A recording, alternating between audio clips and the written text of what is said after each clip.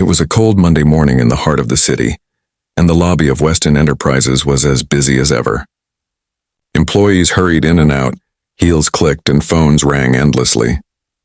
The man at the center of it all, Ethan Weston, the CEO and youngest self-made millionaire in the company's history, strode through the chaos with his usual confidence.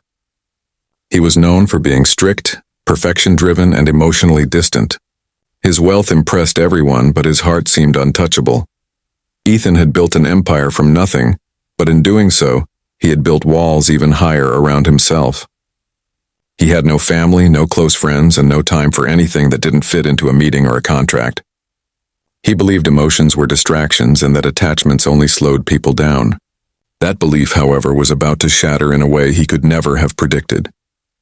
That morning, as he entered the elevator, he heard a small voice behind him, a voice so soft and pure it made him pause for the first time in years. "Daddy." "Wait, you forgot your lunch?" He turned, startled. A little girl, no older than 6, was running toward him, holding a small pink lunchbox in her hands.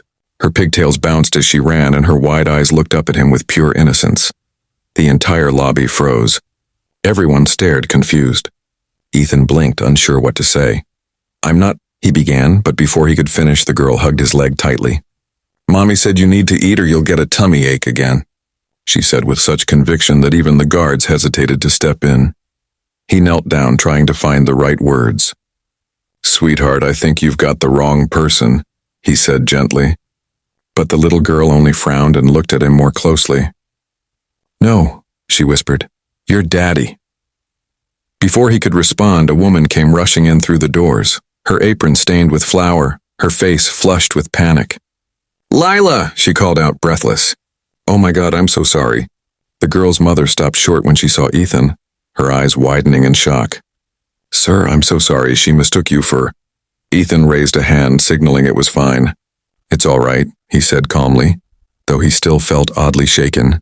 He looked at the woman, her name tag read Grace, and she looked like she'd had a rough morning. Grace knelt beside her daughter, whispering softly, "Honey, this man isn't Daddy." Lila looked up, confused. "But Mommy, he looks just like him." Ethan's chest tightened for reasons he didn't understand. Something about the way she said it, the softness, the innocence, made his throat ache. "It's okay," he said again. "No harm done." Grace apologized several more times, but before she left, she smiled politely. "Thank you for being kind. Most people wouldn't have been." Then she took Lila's hand and hurried out the door. For the rest of the day, Ethan couldn't focus. The image of the little girl's bright eyes haunted him. He'd spent his entire life avoiding personal connections, yet a stranger's child had managed to shake his world in a matter of seconds. The next morning, he found himself thinking about them again.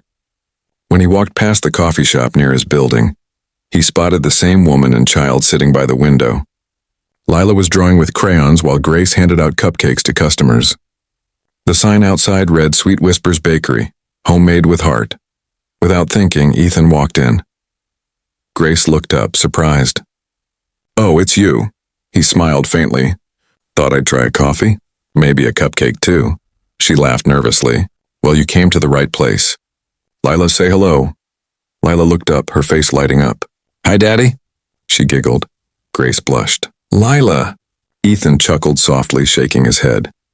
"It's okay. I've been called worse things." He sat down, and for the first time in years he found himself having a real conversation with someone that wasn't about profits or deadlines.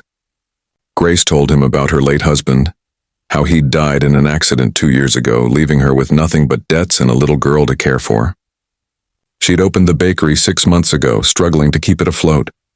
"You must think I'm crazy," she said quietly. "Talking to a stranger like this?" "Not at all," Ethan said. "It's refreshing." Something about her honesty disarmed him. Grace was nothing like the people he dealt with daily. She was real, kind, and sincere. And Lila?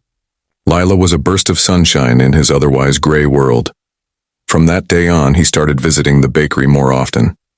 Sometimes he'd bring coffee for Grace when she looked tired. Sometimes he'd bring coloring books for Lila, who began waiting by the window just to wave when he passed. Slowly, without realizing it, the man who lived for money began craving something money couldn't buy: connection. Weeks turned into months, and Ethan's routine changed. He smiled more, laughed more, and even started leaving work early, something his employees never thought they'd see. The once cold-hearted CEO became someone new. One afternoon, he found Grace sitting alone, looking worried. The bakery was empty, and she was staring at some papers on the counter. "Everything okay?" he asked. She sighed. "Rent's gone up. Sales aren't enough. I don't know if I can keep this place open." Ethan looked at her quietly. Then he said, "What if you had a business partner?" Grace frowned. "You mean?" He smiled. "Consider it an investment. You make people happy, Grace. That's worth more than any boardroom meeting I've ever had." She shook her head. "I can't take charity." "It's not charity," he said softly. "It's faith. Faith in you." Tears filled her eyes and she nodded slowly. From that moment, Sweet Whispers Bakery began to flourish. Ethan used his business skills to expand it, while Grace filled it with warmth and community. People came not just for the cupcakes, but for the love that filled the air. Lila became like a daughter to him, always calling him Daddy and bringing him tiny lunches she made with Grace.